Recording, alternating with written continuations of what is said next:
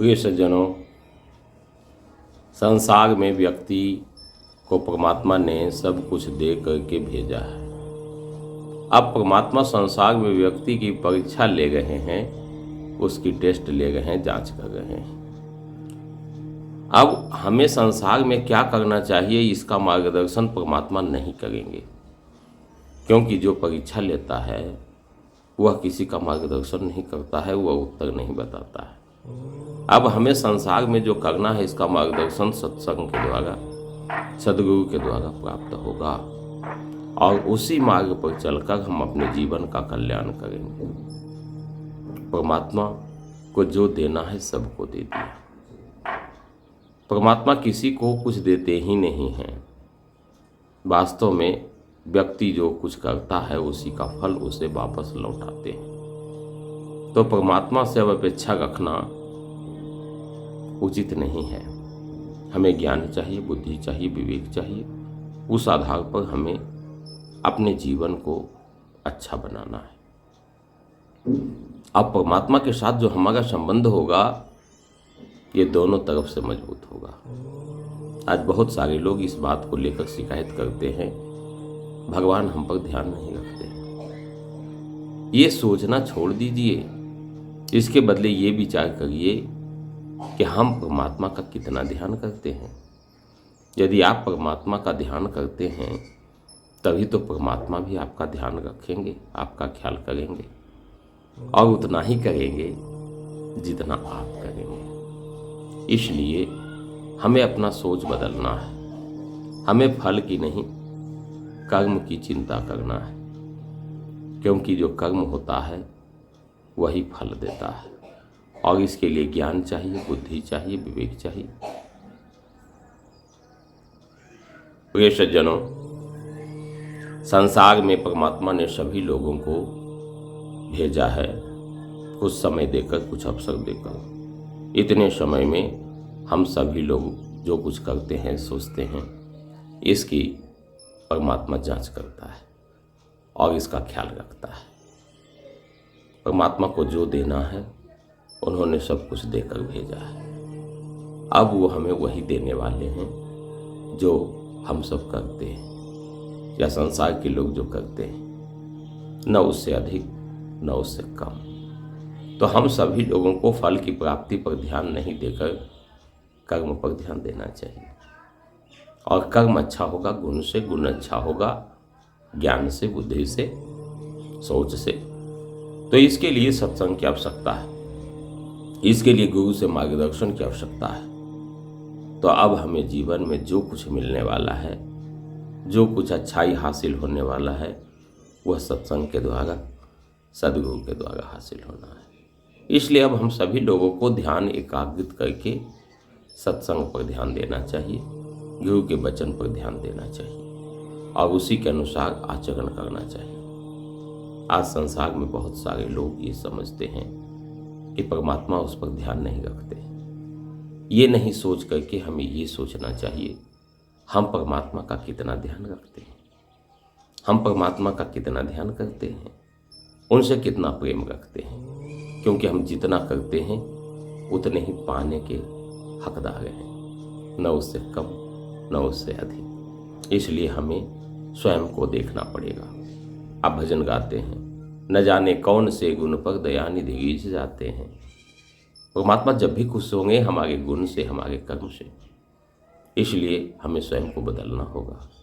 यदि कोई व्यक्ति धार्मिक है, परमात्मा का प्रिय है। यदि धार्मिक नहीं है, उसका स्वभाव अच्छा नहीं, गुण अच्छा नहीं, कर्म अच्छा नहीं है, तो लाख पूजा पाठ करते रहे, परमात्मा उससे खुश होने वाले नहीं है। रावण तो उतना पूजा करता था, लेकिन भगवान शंकर ने क्या उसे साथ दिया? नहीं, क्योंकि वह धर्म के रास्ते पर नहीं था। परमात्मा को धर्म प्रिय है। यतो धर्म ततो जयः, जहाँ धर्म है वहीं विजय है। तो हम धर्म को समझें और धर्म के मार्ग पर चलें, तो परमात्मा भी आपके साथ रहेंगे। आज मैं ये बात समझाने जा रहा हूँ कि बहुत सारे लोग जो समझते हैं संसार ही सब कुछ है और संसार के उपरांत स्वर्ग ही सब कुछ है। इस बात की चर्चा हम करेंगे। भगवान श्री कृष्ण गीता के दूसरे अध्याय के श्लोक संख्या 42 से लेकर 45 तक जो बात कहते हैं उस बात पर बहुत विचार करना चाहिए। वो कहते हैं कि बहुत सारे ऐसे लोग हैं जो दुनियादारी के सुख में भोग में लगे रहते हैं, जो ये सोचते हैं कि हम जो कर रहे हैं, जो पा रहे हैं, यही सब कुछ है। और कुछ वेद वाक्यों के प्रशंसक होते हैं, क्योंकि वेद 3 गुणों पर आधारित है और वो सत्वगुण, रजगुण, तमोगुण और प्रत्येक से होने वाले लाभ की चर्चा करता है। इसलिए बहुत सारे लोगों के मन में ये रहता है कि स्वर्ग से बढ़ के कुछ भी नहीं है। अब आप सोचिए, कोई व्यक्ति यदि स्वर्ग भी जाता है तो कर्म का भोग भोग कर फिर वापस लौट कर यहीं आता है। नरक जाता है वो भी सदा के लिए नहीं जाता है, अपने भोग भोग कर फिर वापस आता है। तो आप समझिए इस चीज को कि जन्म मरण के चक्कर से स्वर्ग भी वंचित नहीं है, नरक भी नहीं और ये धरती भी नहीं। तो मुक्ति प्राप्त करने के लिए स्वर्ग की इच्छा नहीं करनी चाहिए। जो व्यक्ति मुक्ति चाहता है उसके लिए स्वर्ग तुच्छ है। तो भगवान कहते हैं कि जो लोग ये सोचता है कि स्वर्ग से बढ़ के कोई दूसरी चीज है ही नहीं, वो अविवेकी लोग हैं। उसके पास बुद्धि नहीं है, विवेक नहीं है। गीता प्रमाण है। 42वां श्लोक से लेके 45वां तक पढ़िए। उसे अविवेकी वस्तु कहते हैं व्यक्ति, उस व्यक्ति को अविवेकी, और वह केवल दिखावा के लिए प्रत्येक कार्य करता है। वह उसकी जो वाणी होती है वह भी शोभायुक्त होती है, दिखाऊ होती है। और वैसे व्यक्ति केवल कर्म के फल की इच्छा से ही कर्म करते हैं। कर्म करने का विचार, कर्तव्य का भान ऐसा समझ के काम नहीं करते और दुनिया के सुख भोगने में अपने समय लगा देते हैं। तो परमात्मा कहते हैं कि मन गुणात्मक होता है। 3 गुण होता है मन की, सत्वगुण, रजोगुण, तमोगुण। और ये तीनों गुणों के बारे में ही वेद शिक्षा देता है। और आत्मा तीनों गुण से ऊपर है, परमात्मा तीनों गुण से ऊपर है।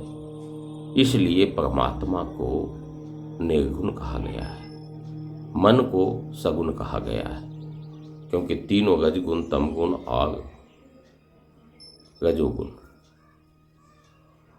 सत्वगुण, रजोगुण और तमोगुण, ये तीनों मन के अंदर व्याप्त होता है और ये बढ़ता घटता रहता है। तो हमारा ध्यान मन के ऊपर नहीं होना चाहिए, 3 गुणों के प्रति नहीं होना चाहिए, बल्कि आत्म तत्व की ओर होना चाहिए। तो भगवान श्री कृष्ण अर्जुन को कहते हैं, त्रय गुण्य विषयाद वेदा, त्रय गुण्य विषया वेदा। वेद के 3 गुणों ही विषय है उसका, और इसी के पीछे वो सारा बात बताता है।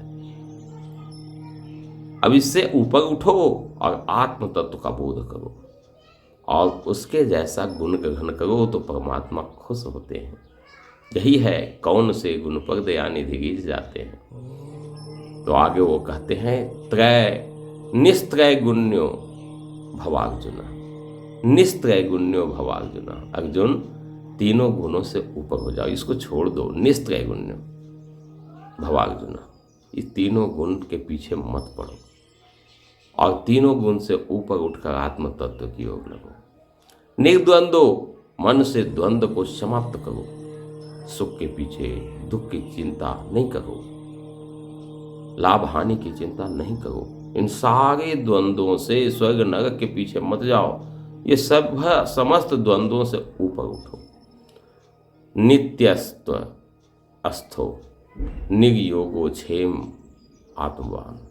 और कहते हैं जो नित्य अस्थित है तुम्हारे अंदर, जो परमात्मा है, उसके प्रति आत्मवान हो, उस पर ध्यान दो और योग क्षेम की भी चिंता मत करो। कि हमारे योग क्षेम का वहन होगा या नहीं। सिर्फ अपने कर्तव्य पर ध्यान दो और स्वयं आत्म तत्व पर ध्यान दो। आत्मा का ध्यान करो, स्वयं के अंदर ध्यान करो और दुनिया के समस्त चीज़ों के प्रति चिंतन छोड़ दो। तीनों गुणों से ऊपर उठो, तब तुम वास्तव में जीवन का कल्याण कर सकोगे और तभी तुम्हारा जीवन सफल हो सकेगा। वरना संसार में जो व्यक्ति आता है अपना समय खोते चला जाता है, वह निर्णय ही नहीं कर पाता है क्या करना है और अंतिम समय उसे कुछ भी हाथ नहीं लगता है। अभी से चेतना है, अभी से समझना है और तीनों गुणों से ऊपर उठकर स्वयं को आत्म तत्व के सानिध्य में ले जाना है, उसका ध्यान करना है। और परमात्मा का केवल ध्यान ही अपेक्षित नहीं है, ध्यान के बाद प्रेम। जितना प्रेम बढ़ेगा उतना उधर से भी प्रेम बढ़ेगा। गुरु आपको परमात्मा से भेंट तो करा देते हैं, लेकिन अब आपका कर्तव्य ये होता है प्रेम बढ़ाना। तो आप जितना ज़्यादा उनका ध्यान करेंगे वो भी आपको उतना ही ध्यान करेंगे। और इतना ही नहीं, जब आप में धार्मिक स्वभाव होगा, आपके अंदर गुण होगा, तब आप परमात्मा के दिल में स्थान पा सकेंगे और तब कह सकेंगे कि परमात्मा का हमारे ऊपर पूरा का पूरा ध्यान है। यदि ऐसी स्थिति पानी है तो प्रयास में लग जाइए और अपना जीवन सफल करिए। धन्यवाद।